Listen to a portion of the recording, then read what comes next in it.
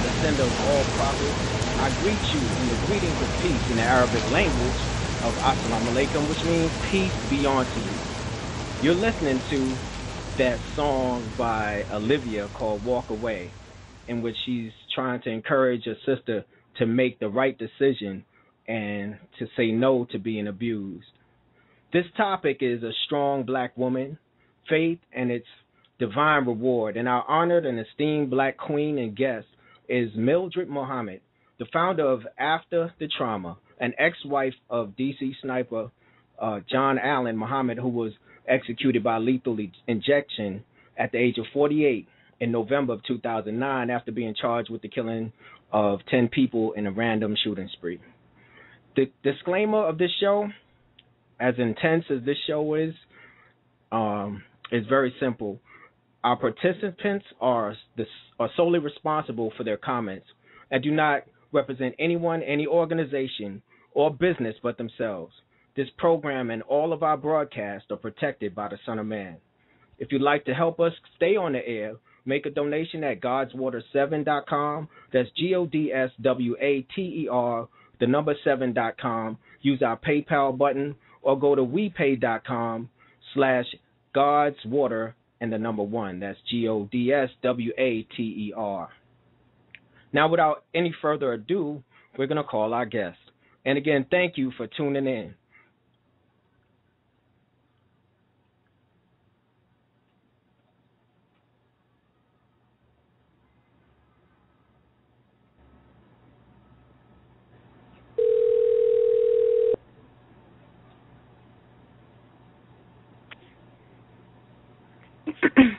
Hello. Yes, assalamu alaikum, Sister Mildred-Muhammad. Walaikum salam, sir. How are you? I'm fine, sister. And I want to thank you so much for taking the time out. And I wish we could hear everybody who is probably saying Allahu Akbar right now. So I'm going to say it for you. Allahu Akbar. We have Sister Mildred-Muhammad, a soldier, a survivor, in the name of Allah, here with us today. And Sister Mildred-Muhammad and I were doing the numbers before we got on the line today, and we realized that this was our 5th show, and today is we're in the 5th month, the 31st day of 2012. And I'll give you the opportunity, the listeners, to do all the math. But all these numbers, if you add them all up, it comes up to a 10. And of course, without the 1, we can't even say the 0 is backed. But we are truly back today, and I thank Allah for you for taking the time out to be with us today, Sister Mildred. How you doing? I'm doing well, sir. I appreciate this opportunity to be on your show. Oh, man, it's a pleasure to have you. Now, first off, we want to jump right into this, and I'd like you to tell us a little bit about your foundation, After the Trauma, and give us an example of your success since you've launched and the women whom you've counseled. Well, After the Trauma was started because of many survivors who come out of domestic violence situations don't have enough resources available to them, as I did. I didn't have a lot of resources available to me once I came out of my trauma because, number one, I wasn't considered a victim. So since I wasn't considered a victim, I wasn't able to receive victim services.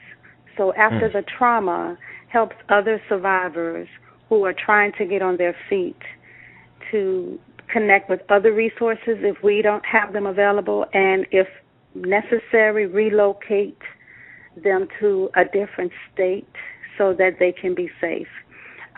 We had one situation in the D.C. area where we had to move a victim from D.C. to Atlanta, and I was able to connect with the Georgia Coalition Against Domestic Violence, who I work with, and we were able to secure her and her son so that they are now living safe, away from the abuser, and everything is going well for her. And we do that on different occasions. Sometimes we're able to connect victims with resources that are right in their state or right in their city, and they don't know about them because as a victim, you get tired of calling, telling your story over and over again, only to be rejected.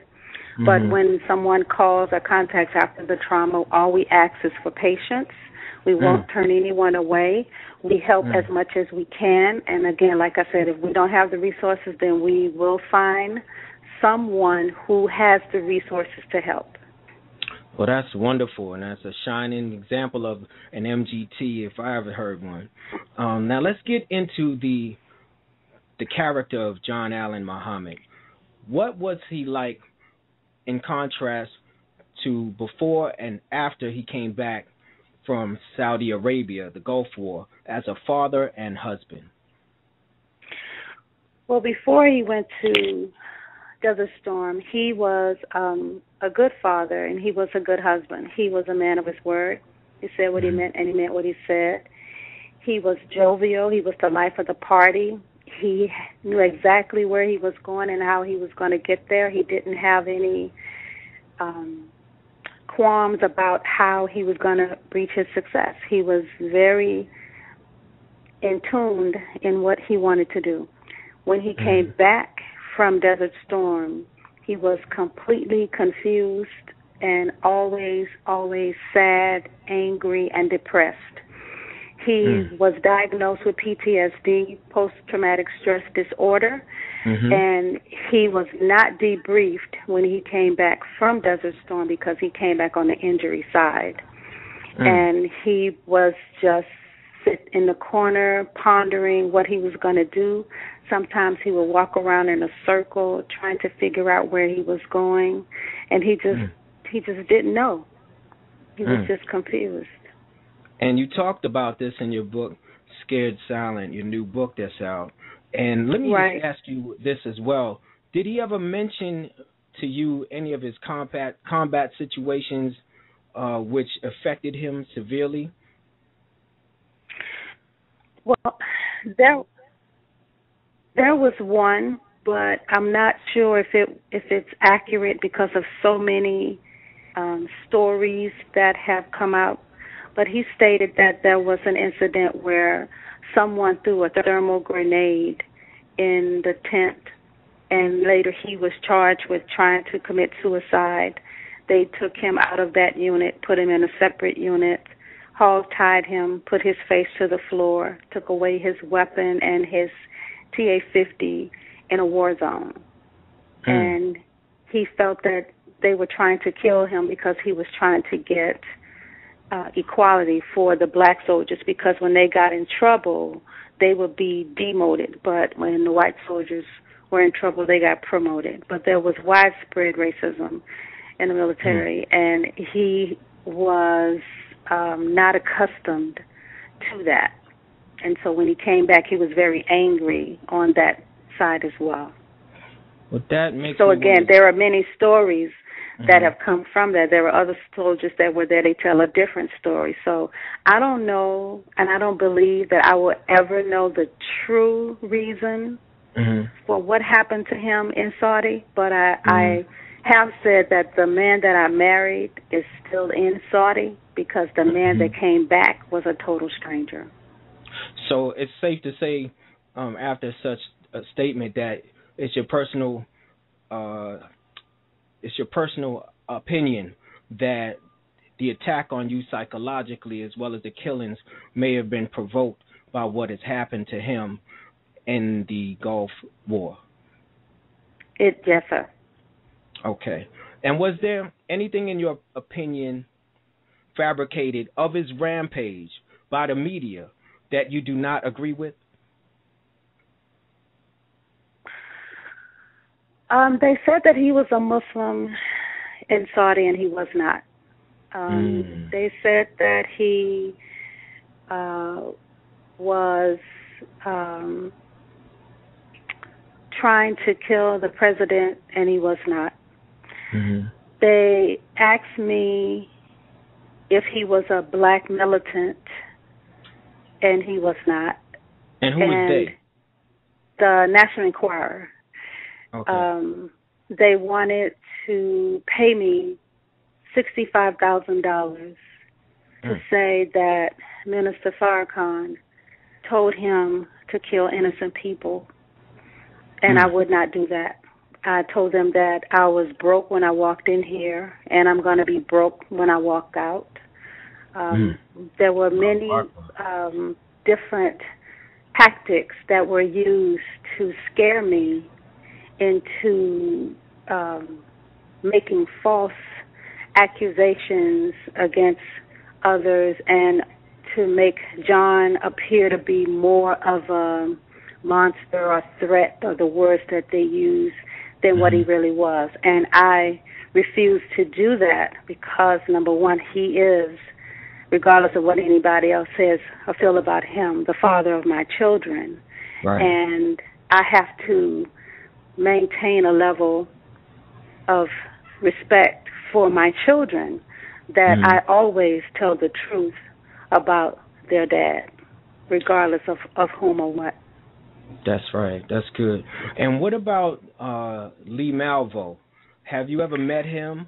Do you know how he's doing right now? Or have you any information on Malvo?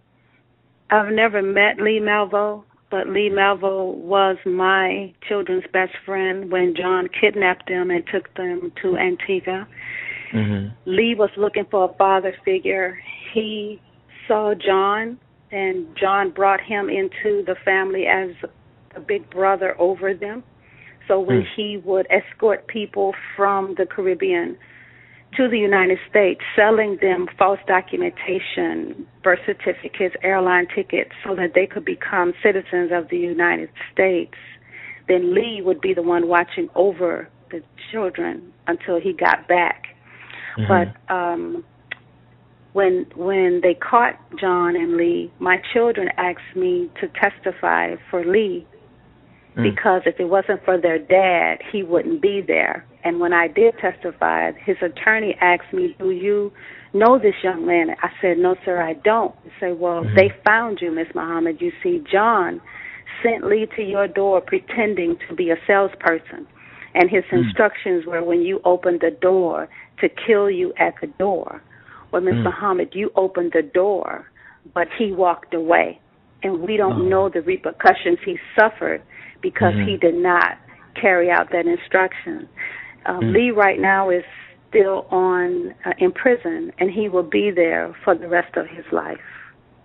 What most people don't know is before the shootings took place, John took Lee to our hometown, which is Baton Rouge, Louisiana. And Lee liked one of his nieces. He left her a note. They didn't open the note until they saw Lee and John on TV. The note said, "Please help me.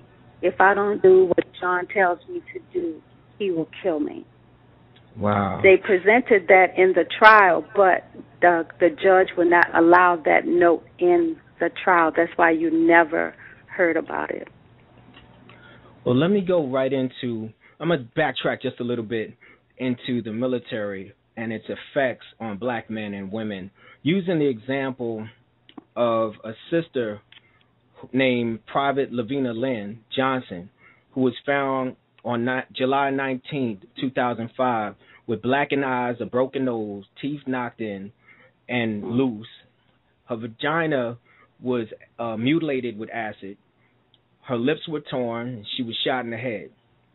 And they sent the body to her father, who has military experience, and he said that after examining the wound, it's impossible that she could have killed herself with her own M16, as the military report has suggested. The military refused to send the family photographic evidence after 2 years. And the reason why I'm bringing this up is because the Honorable Elijah Muhammad taught us that the military, as it is no place for any of our people. And according to the research that I've looked over, 1/3 of all women in the military have reported that they've been either raped or sexually molested in some way while under protection of the military. So we know that that is not the place for any of our people to go to in this state that it's in right now because of what has happened to not only Sister Mildred, but countless other families of all races who have gone in. And I'm going to say this last point on that. If you train a soldier to kill and give them the go, to kill innocent people that brings them home with this post-traumatic stress syndrome, then you also give that person the same go to rape, because there's a thin and transparent line between killing and raping. And let's go right into deceptive intelligence, which plays a good role, a big role in this, which the Honorable Elijah Muhammad revealed to us of this word, where a person will think that it's okay to do something wrong, like abuse somebody. And we're going to talk a little bit about abuse and how does deceptive intelligence play a role in psychological and physical abuse. Can you share us some of your thoughts on that, Sister Mildred? Well, physical abuse is not the first line of abuse in domestic violence. It is a verbal assault. And we have to learn how to talk to each other better. We hear the stat that every 9 to 15 seconds a woman is abused. And so the first thing we think about is being hit. Well, I'm trying to shift the thinking of everyone to go back to the number one, because the first assault, as I stated, is a verbal assault. Then it goes into mental, psychological, economic, stalking, and those are the abuses that are not priority. It's the physical assault. Now, domestic violence doesn't have a religion. It doesn't have a race. It doesn't have a financial or economic status. That's right. It happens to men, women, and children. 80% of us who are victims and survivors don't have physical scars. So just because you don't have a physical scar doesn't mean that you're not a victim of domestic violence. There are victims, there are abusers, and there are survivors, and each one plays a role in how we move about in an abusive relationship. If you are an abuser, then it is the inability to handle frustrations and disappointments, and you need help. If you are a victim, I would ask you to stop reacting and start acting. Your abuser knows you just like you know your abuser. When you know the abuser is coming after you with words that will hurt you, you don't have to say anything. You don't have to give it life. You can be different. You can think about what it is you need to do strategically to move. I never tell a victim to leave, but I will tell you to plan, because in your planning, you will know when to leave. You can go to my website, www.afterthetrauma.org. Click on resources. The first line item is a safety plan. It is a comprehensive safety plan.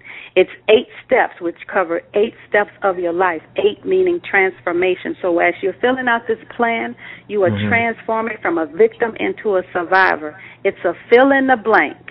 Everything has been thought out for you. Step 8, list all the items you need to take with you, and the items that are checked are the ones that are the most important when you get ready to leave. And when you get ready to leave, only tell one person, because you don't know who your abuser knows, where your plan will get back to the abuser, and then you will not be able to execute your plan. One person, the person who has your back above all, who will not say anything to anyone about what you're trying to do. Don't take your safety plan home. Leave it at work. Give it to a friend. All of these are proactive steps to take so that you are strategic and you can move swiftly and carefully as you move out of that abusive relationship. Most time people don't leave because they don't have anywhere to go. Family and friends get tired. They don't want to hear it anymore. Keep your business to yourself. This is not the time to do that. If someone comes to you and say they need help, help them. Don't leave them crying in the wilderness, begging for help. Help the person that's coming to you, because you never know what's going to happen to them. That goes for parents. That goes for parents their children who go, vice versa. You know, male, brothers out there, sisters out there of all walks of life. You sit there and you see your little girl getting hit around the corner in a store, perhaps even in public, and you just get back in the car and drive on home. When you were in public and you had an opportunity to alert the police right there, victims, your child, and you say nothing because you're afraid to lose a man or to lose a wife, you know, and These are some of the things that people deal with. Now, tell us your thoughts about the making of an abuser as it relates to the potter. Are society to blame, the parents, friends? Who's to blame? Blame is a big word. Mm-hmm. It is. I think it is has to do with conditioning, because most people are not raised to be abusers. It's what we see. It's what we hear. It's how we react. It's just because someone says something that triggers an emotion doesn't mean you have to react in violence. You can try to understand where that person is coming from. We're all going through so many things these days, and we all are like on a tip of whatever it is, the situation that you're going through. Instead of reacting violently, take a step back and ask the person, where did that come from? What is it that I've done or that you think I've done that caused you to react in this manner? We have to get back into the process of talking to and not talking at each other, so that we can understand each other better, and then we can go about breaking this cycle of domestic violence. There's never been a time that it is so prevalent at this time of women being killed. Now the statistic has changed. It used to be 95% women are being abused by men, 5% are being abused by women. Now it's 85% of women are being abused by men, and 15% of men that are being abused by women. So it's changing. And now it's the abuser or the man is taking out the children, the wife, or the girlfriend, and himself. Now it's a murder-suicide situation. And now, and sometimes it's just a murder, and you leave and then the abuser goes to jail, and now we have orphan children. So this is really affecting our community, and we really need to step up. And am I my brother's keeper? Am I my sister's keeper? Yes, we have to go back to that. We have to go back to taking care of each other and being there for each other and listening to each other and offering help and getting help for each other. We just don't do that anymore.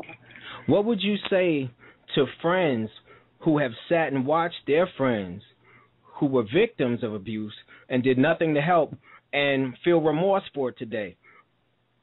Well, sometimes as you watch your friend or your family going through that, you really don't know what to say. You don't know what to do. This is what I would ask you to do. If you see a victim, you know them at work, because sometimes we cover it up with makeup, we cover it up with our suits. We don't want people to know, because if you know I'm a victim of domestic violence, then you won't value me anymore. You won't look up on me with that favorable look, and I know that, so I'm not going to tell you I'm a victim. So first of all, you have to create an atmosphere that I can come to you. So what you want to do is say this, how can I help? That's all you say. Don't say, girl, if I was you, a man, if I was you, I would do this or this. Or you don't know what you would do. That's not reality. And then you are setting that person aside, and they won't come to you anymore, because now you're sounding like the abuser by telling them what to do.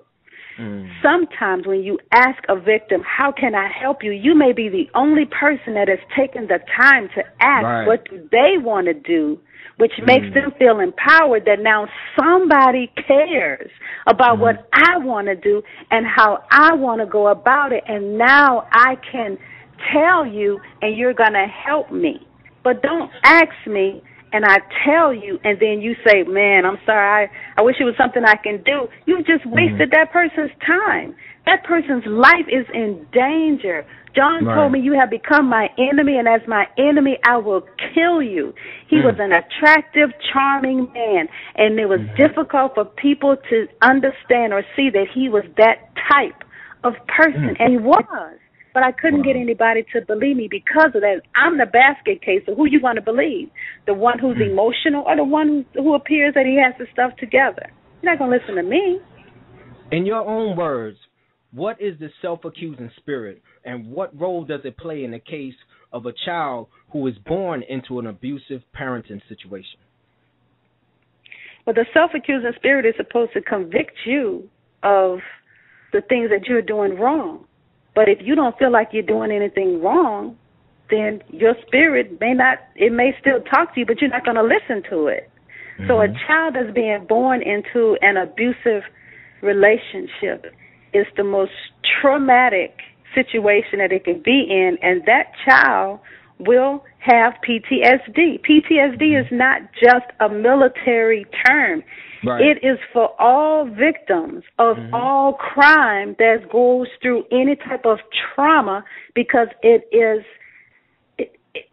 deals with your mind and how you interpret the world. If you're always in fear, your adrenaline is always going, then you're suffering from PTSD. That's those individuals who live in neighborhoods that have multiple killings, or you don't feel safe there. You're experiencing post-traumatic stress disorder. It's common now. It's out there, and we have to learn how to deal with it and help each other through it. It's all about helping each other through this. That's right. Let me ask you, if you could pick a speech by the Honorable Minister Louis-Farrakhan for a victim of abuse, which speech would that be? It would be the abuse of the woman, because that is the lecture that really gets into understanding what abuse is and how it affects the woman, but also how it affects us all. Did you listen to that speech at any time during the case? No, I did not. I don't think it was available at that time. I listened to God's healing power. Because at the time that I was going through all of that, I was contemplating so many things, and suicide was one, because I was not going to get out. I knew I wasn't going to get out. Nobody was going to believe me. And I was taking a package to one of the elders in the mosque, and she had a tape on her counter, and on the tape it was called God's Healing Power. And I asked her, could I listen to it? And she said yes. And I was put it in my car, and I was starting to drive. And as soon as he said, I know you're contemplating suicide, I had to pull over, and I was just crying through the whole tape. And he said, you just got here. Where are you going? Go get help. Go to your doctor. And I drove right to my doctor.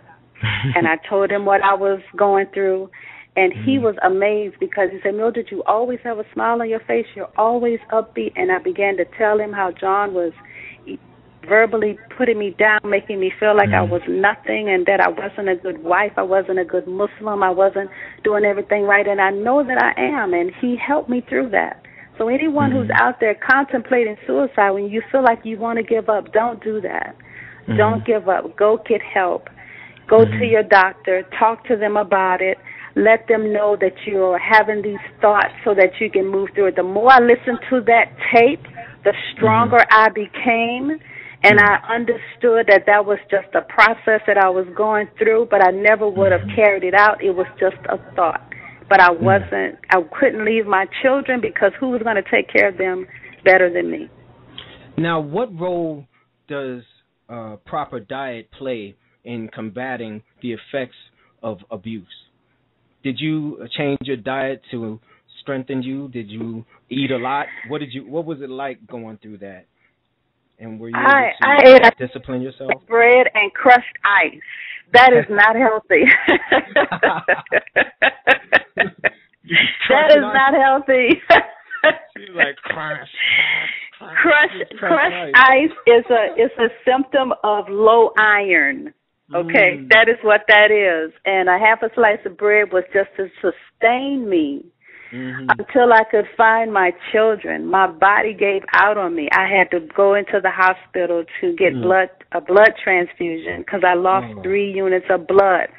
So you're under that kind of stress. Diet doesn't play. What saved and sustained me was my faith, was the teachings of the Honorable Elijah-Muhammad, was going into the Bible and into the Quran, was relying on Allah first and only Him, was saying my prayers and listening to my spirit. Was when people told me you coulda, you shoulda, you woulda, I dismissed them. I learned how to not listen to people and go to God first. And then God will put the people and resources in place to help me. That's how I made it through. I fasted. I prayed. I asked God for help. I didn't go outside of me to drugs and alcohol and promiscuous sex and all of that. I stayed in my faith in me, and that's how me and my children made it through. I had to protect my children when all of this was going on because people blamed me. They said if I would have stayed with John, then he just would have killed me. If I would have stayed on the West Coast and the people on the East Coast would still be alive. How dare you call you and your children victims? I tried to get us help through counselors, but we came across unethical counselors. So I had to go to the library, get a book on counseling, and learn how to counsel me and my children myself. Me and my children were alone, but in the Quran it says that Allah is as close to you as your jugular vein, and that's right in my neck. So I knew, regardless of what anybody else said, I was never alone because I had Allah with me, and I prayed and asked Him always for help, just like I do now. So that's how I made it through. I mean, I'm sorry it wasn't a diet, but it was my faith. It was my faith that brought me through. Faith is the main component in any diet of survival. I know that. And I thank Allah that He brought you through to be who you are today and who I believe you may be tomorrow, a great stateswoman, for the cause of healing, and that makes you a very special sister, and an honorable MGT of the Nation of Islam. And I also like to say that, or rather ask you, what other rewards besides faith have you come into, and what's in the near future for Mildred-Muhammad? Well, I've become an international spokesperson on domestic violence, and I speak at different military bases as well, trying to help them to understand what PTSD does to soldiers. But I've also spoken at different domestic violence conferences and, like I said, all over the world. My children are my heart, and they are my blessing. They are a constant reminder to me that the promises of God are true, a constant reminder. My daughters, Selena and Taliba, sing opera in 8 different languages. Both of them attend college. My son, John, he is studying computer information systems, and he is working at Sears right now to go back to school in August. So if you see them, you would not even know they went through anything. We made it all through with our faith. We are a close family, and I mean, I'm just blessed. I am, and that's what we do now. Now, at this time, I would like to give our listeners the opportunity to call in and perhaps shed some light. We have about 10 minutes left. Our call-in number is 619-789-4352. Again, that's 619-789-4352. You can call in if you'd like within the next 5 minutes or so, and I will take in a caller. And in the meantime, for those brothers and sisters out there who may not want to go into a religious aspect for healing, would you recommend any other source, perhaps even Dianetics, for a helpmeet towards healing in the case of abuse? I think that everyone has to find their own way in healing. There's no one way to do it. Right. I still journal. Some people exercise. Some people speak out on their abuse. And so everybody's healing is at their own pace. Don't allow anybody to rush you through, tell you that you're taking too long. This is something that you should have been over by now, because they don't understand how deeply your pain goes. So whatever way works for you, that's the way you have to go. One other question I had to ask you. For those out there who have also been approached with offers to go against our great brother, the Honorable Minister Louis-Farrakhan, what would you have to say to them?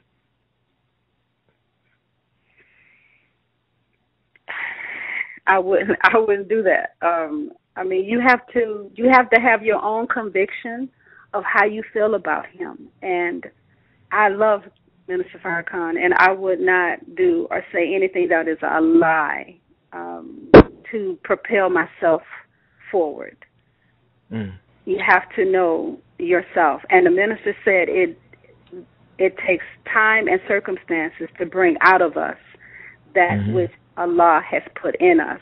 And it is only through a trial that you find out who you really are, not other people, but that's when you find out who you really are. So it will be a trial for anyone who has to make that choice. And then you will find out at that time who you are. Exactly, because you have a lot of people who say, "Oh, I love him, I'll do anything to protect him," and as soon as something happens, that's when, all lights are on you from the inside out. And you $65,000. I was poor, broke, and out of doors. I had no money. Yes, I had nothing, and I had nothing, and they offered me that money. I did not hesitate. I said I was broke when I walked in here, and I'll be broke when I walk out. I was not going to do that. And that also, not only can we apply that to going against someone who is a man of God in my eye, but also if someone calls you and offers you a great salary to go against your moral principality. I mean, like in a case where I got a call one day from a company that was doing a movie, and it was a reality show, and they offered me $25,000 for my family to get on a reality show and be buffoons. I almost just hung up immediately, but I had to thank them for the opportunity, but I respectfully declined. And I want to thank you so much. We got about 6 minutes left, and I really wanted a caller, somebody to call in. Fear not, we are your brother and sister. Come on in and call in if you're going through some kind of situation in your life and you need to, just reach out. This may be the opportunity that you need to start the healing process for you. This is the Swords of Resurrection show, and we want to resurrect the God in you to help you with your situation. So we have a few minutes left, and in the meantime, is there any last words you'd like to say, Sister Mildred?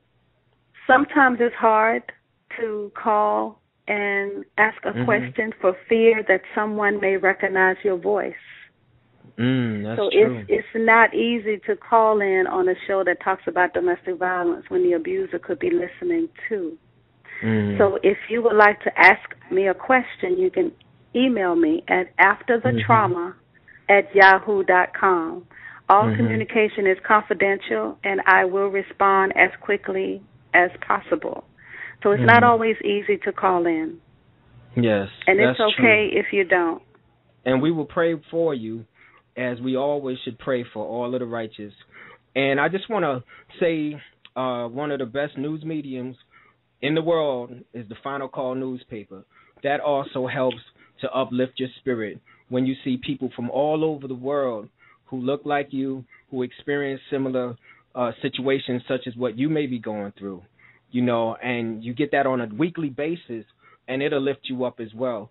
So, stay away from the television, the soap operas, and all the things that are going to ill affect your mind, and get on some positive intake and start to read positive material with positive people who reflect solutions, and if you'd like to order the Final Call, or you can see the free version, which is online at finalcall.com. It doesn't cost a dime.